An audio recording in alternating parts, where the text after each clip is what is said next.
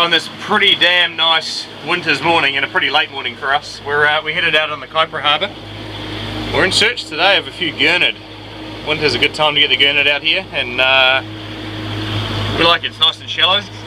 Not a lot of effort generally required. As you can see, we're just heading out from the ramp now. We're at about 12 metres of water, but we're going to be looking for something a little bit shallower than that soon.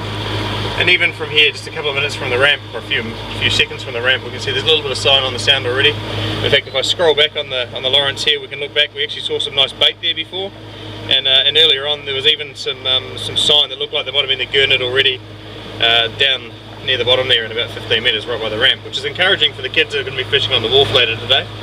But all going well, we'll find ourselves some fish, and we'll get some decent footage for you today. We're coming up on where we would like to stop today, up by a market they call the Blinker in the Kaipara harbour. It's only about 3 or 4 minutes drive from the ramp. There is another vessel up just having a look around at the moment, and we've seen a little bit of sign as well. You can see through mid-water there a bit of bait, or perhaps a school of kahawai that we've run over. In about 16 metres we're going to come up on that bank on the right hand side, and we're going to get up on a bit shallower, and hopefully with the wind the way it's coming today, pretty minor wind, it'll just push us back into that channel just a little bit, and we'll be fishing in sort of about 10 metres of water. And all going well, that'll give us the feed that we're looking for. So I've been flicking this soft bait around a little bit, and the baits haven't yet started to work, but I've had a hit on the little prawn pattern that we picked up, and that's a nice looking little Gurnard there. That's a good start for the day, and he's pretty well hooked. Popped him in. So hopefully you can see there, soft bait in the Kaipara harbour, something that's not really recognised as a great form of fishing up here, but this Gurnard's fallen for it.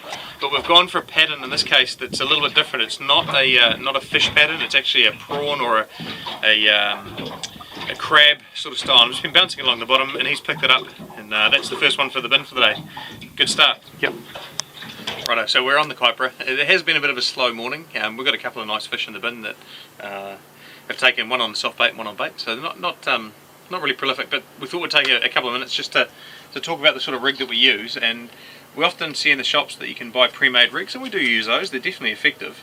But what we're going to do is we're going to tie up an easy dropper rig here using some of the gear that we'd normally have on board for soft bait fishing and droppers and what have you, and also a bit of live baiting. So what I'm doing is I'm starting off with some 30-pound fluorocarbon. It could be mono, it just happens that I've got fluoro here.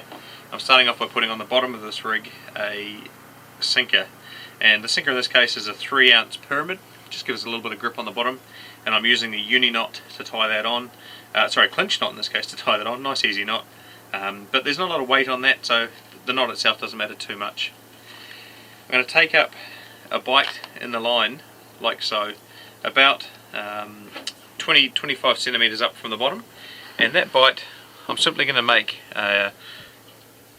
what we call an overhand knot, and that overhand knot just ties down like a little figure of 8 in the line. Now this, if you're going for bigger fish, if you're going out deep with bigger fish, you're going to do something a little bit more robust, but over the years we've found that you can put plenty of weight on that with normal bottom fishing, like for our Gurnard, snapper, kahawai, and even deeper for tarakihi.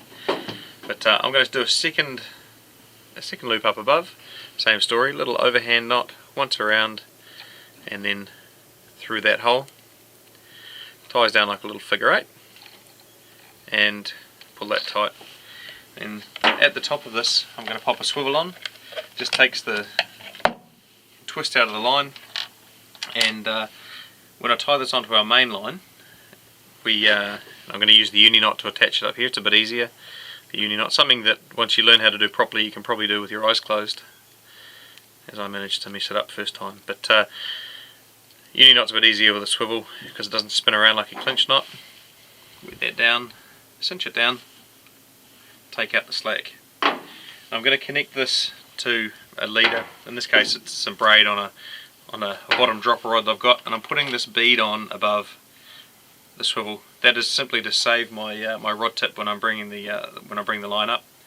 Once again, using a uni knot. It's all a little bit messy down here at the moment, but you should be able to see just a little uni knot there to the swivel. That's about 80-pound trace, that, so it's a little bit heavy for the harbour. But it's a little live bait reel we're using. So that bead It's just sitting down there, and that'll protect our rod tip. Now with the hooks, when we put the hooks on here, I'm using some pretty heavy duty, but they're a 6-bar heavy gauge Decoro recurve that we use a lot for live batting, for snapper fishing. Taking my loop that I've created, putting through the front of the hook, runs over the back of the hook, and when that sits there naturally in its natural position, you can see the lines coming down, and any pressure that's put on that will roll the hook into the fish's mouth. And that makes it quite an effective little rig for a fish like Gurnard, who are pretty soft on the take, but they'll generally hook themselves. So I'll put the second hook in here. Now if you want to, you can add other bits of coloured feathers or what have you to these, much like you get with those shopboard rigs, but we're just going to use bait. Generally bait's enough. A Gurnard will be here for a feed.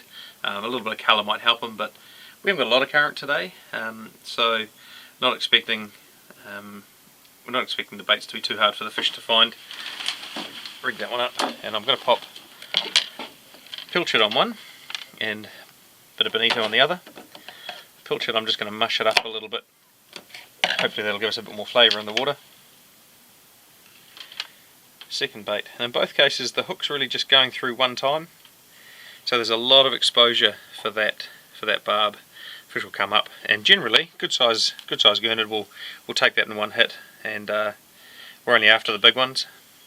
Little baits, the hook is very exposed, we're not too concerned about them seeing it. The presentation is not as important in a place like the Kaipara harbour, and with a little bit of current here,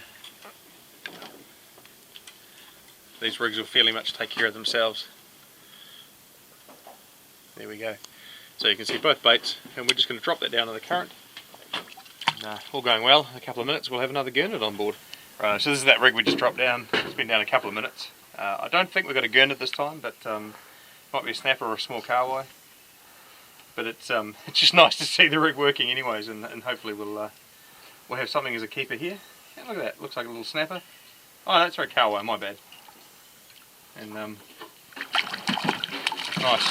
hooked in the corner of the mouth like a good circle hook should do. Oh, crikey, bit of a bang there. So nicely done. And the circle hook done its job. Just hooked it nicely. Pop that out of there. And this guy, I don't think I've touched his gills. I'm going to put him back in the water. He can swim another day. We are here for Gurnard today, so see you later, fella. What are the chances? Just about to set up for filming a how-to rig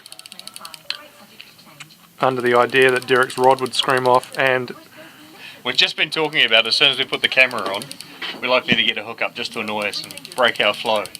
And thankfully for Mr. Gurnard here, he's done that first and saved the interruption. So we'll get him on board and then we'll run through the rig that we're using today.